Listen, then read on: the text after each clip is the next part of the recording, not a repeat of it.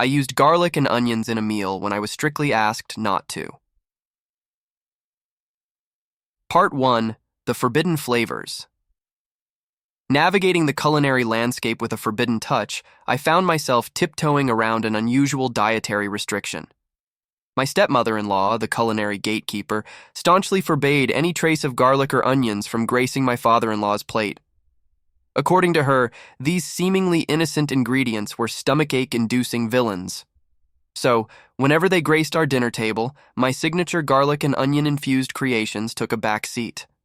A bit of context on her cooking prowess revealed a Thanksgiving tale of turkey tragedy.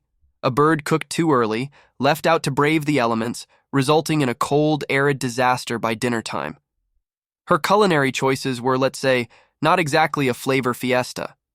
However, a revelation unfolded when my father-in-law visited solo. A dish adorned with garlic and onion seasoning turned out to be a hit, and he revealed a secret. He could indeed indulge in these flavors, but only in her absence. A curious culinary paradox indeed. Click on the plus button for part 2.